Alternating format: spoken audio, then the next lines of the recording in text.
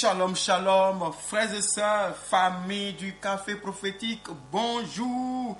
Je suis content de vous retrouver ce matin, mardi 9 avril 2024. Nous sommes à notre rendez-vous du matin au café prophétique. Je suis votre frère Todeli, frère du Christ, fils de Dieu le Père dans le Fils unique Jésus-Christ, apôtre de l'Évangile. Mettons-nous en présence du Seigneur, adorons son saint nom. Au nom du Père et du Fils et du Saint-Esprit. Amen. Je n'ai que toi, Seigneur. Yahvé Jireh, je n'ai que toi. Oh Seigneur, en toutes circonstances, je serai comblé. Parce que je t'aime. Parce que tu es dans ma vie. Parce que tu es mon Père, je te fais confiance.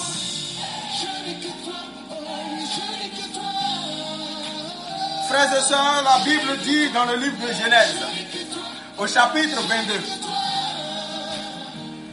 Dieu dit à Abraham, son ami, de lui sacrifier Isaac, l'enfant qu'il lui a promis, et qu'Abraham a attendu pendant 25 années. Dieu lui a fait la promesse de lui donner un enfant lorsqu'il avait 75 ans. Et cette promesse s'est réalisée quand il avait ses 100 ans. Et cet enfant, qui est le fils de la promesse, que Abraham a si tant attendu, Dieu vient encore lui dire, Abraham, sacrifie-moi l'enfant. Que c'est pas facile. Frères et sœurs, essayons de nous mettre un peu dans la tête d'Abraham.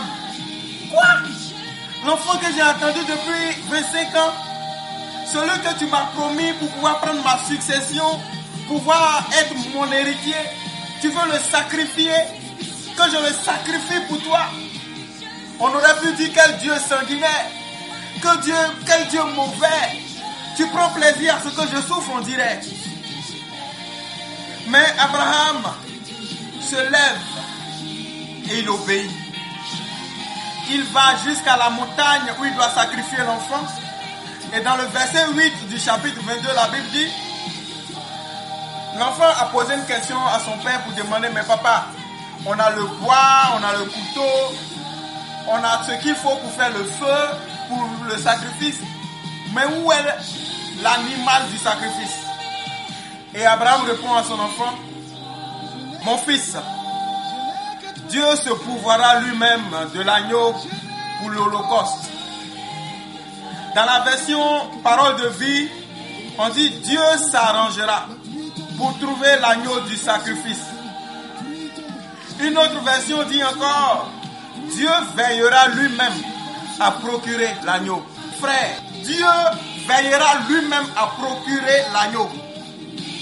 Ou bien Dieu s'arrangera pour trouver l'agneau. Dieu se pourvoira lui-même, selon les différentes versions. Il a dit cela. Et lorsqu'il voulait sacrifier l'enfant, Dieu lui a dit stop, ne le fais pas. Maintenant j'ai vu que tu m'aimes vraiment. Frère, je vous disais hier que l'une des choses que le Seigneur attend de nous le plus, c'est qu'on ait confiance en lui. L'une des choses qui blesse le cœur de Dieu le plus, c'est qu'on n'ait pas suffisamment confiance en lui. Écoutez-moi. Lorsque Dieu demande à Abraham de lui sacrifier Isaac, Dieu n'est pas sanguinaire. Dieu ne veut pas voir souffrir Abraham, mais il veut voir à quel point Abraham a confiance et suffisamment confiance en lui. Et lorsque nous lisons la Bible dans le livre de Hébreux chapitre 11, le verset 19, l'auteur sacré dit, concernant Abraham, il pensait que Dieu est puissant même pour ressusciter les morts.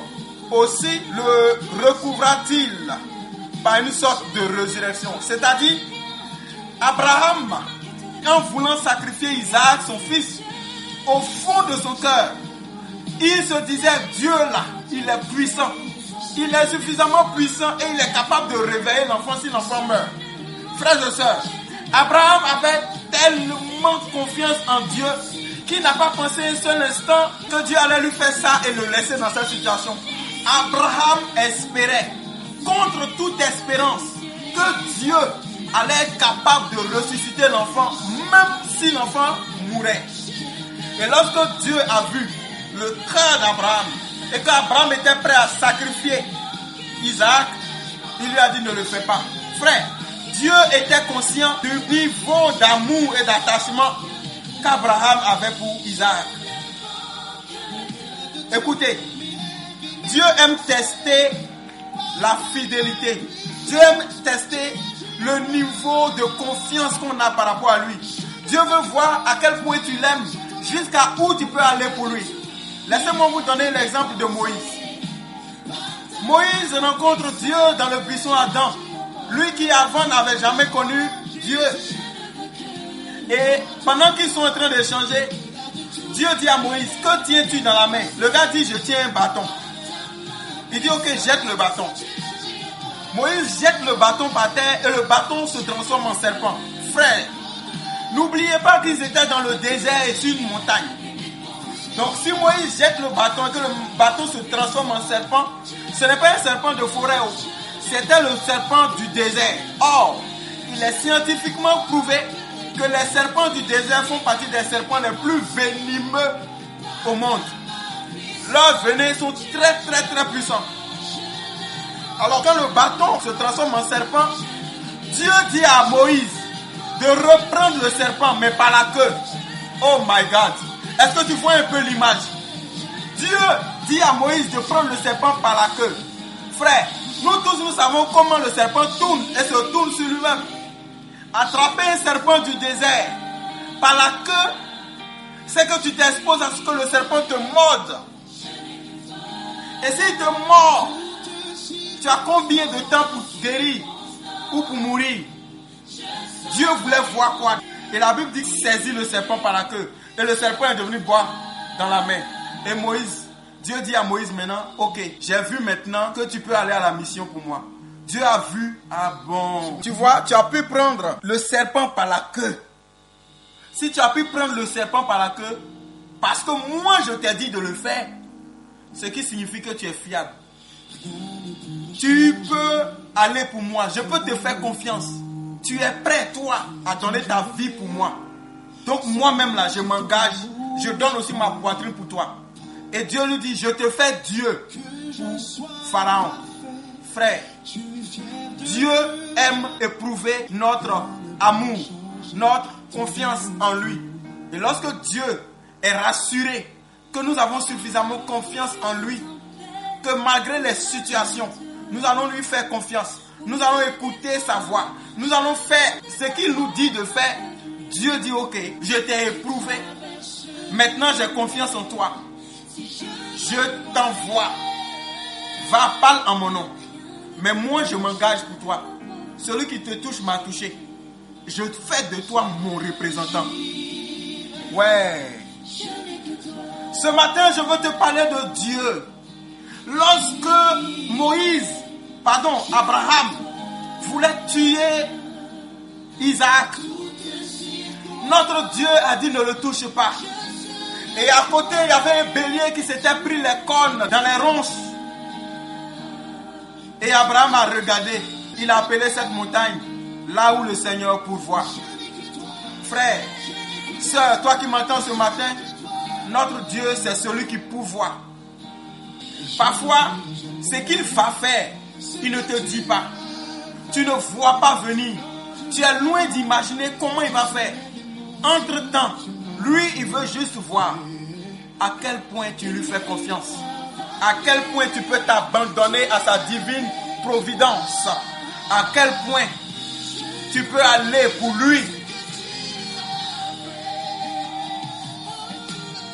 J'irai, je n'ai que toi. La Bible dit dans le livre de Philippiens 4, le verset 19. Et mon Dieu pourvoira à tous vos besoins selon sa richesse avec gloire en Jésus. Ce matin, Dieu qui pourvoit te parle, il te dit, je veux pourvoir à tes besoins. Mais as-tu suffisamment confiance en moi? En ma pédagogie? En mes voies? As-tu suffisamment confiance en mon timing? Moi, je suis Jireh, l'Éternel qui pourvoit. Si tu me fais confiance, si tu t'abandonnes, tu verras ma gloire. Dis avec moi, Seigneur, je sais que tu m'aimes, plus que je n'imagine. Je n'ai que toi. Dis, mon Dieu, j'ignore ce qui pourra m'arriver en ce jour. Je sais cependant que tout ce qui m'arrivera, tu l'as permis pour un plus grand bien. Il me suffit de le savoir, ô mon Dieu, pour le repos et la tranquillité de mon cœur. Je sais que tout sera conforme à ta volonté et à l'amour infini que tu as pour moi comme Père le plus aimant et l'ami le plus fidèle. Je suis comme un enfant fragile qui n'a aucun pouvoir. Je me livre entièrement à ton amour paternel, en sachant qu'ainsi, comme une mère conduit seulement vers le bien l'enfant qu'elle porte entre ses bras, toi, bien mieux qu'elle, ne pourra me donner que ce qui est le meilleur pour mon bonheur, ma sanctification et mon salut. Je m'abandonne entièrement à tes desseins éternels, à tes plans impénétrables et saints. Et je me soumets à ton cœur. Je veux tout. J'accepte tout. Je t'offre tout, m'unissant au sacrifice de ton bien-aimé Fils Jésus-Christ, mon Sauveur.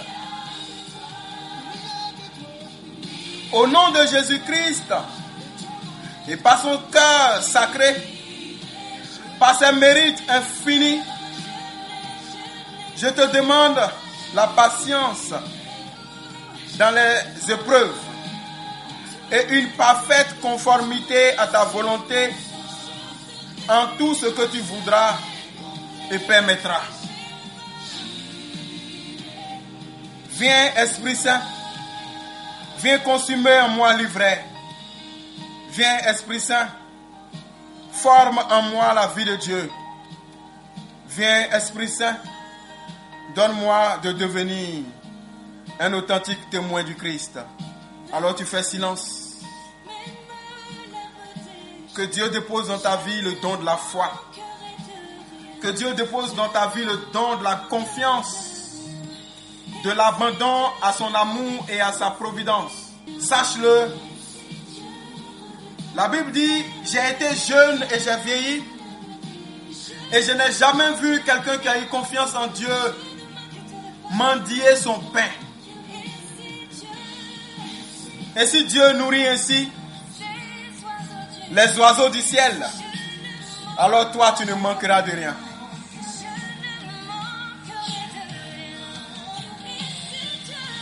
Et si Dieu nourrit ainsi, oh, je ne manquerai de rien. Je ne manquerai de rien. Et si Dieu... Que le Seigneur te bénisse ce matin dans le saint et glorieux nom de Jésus.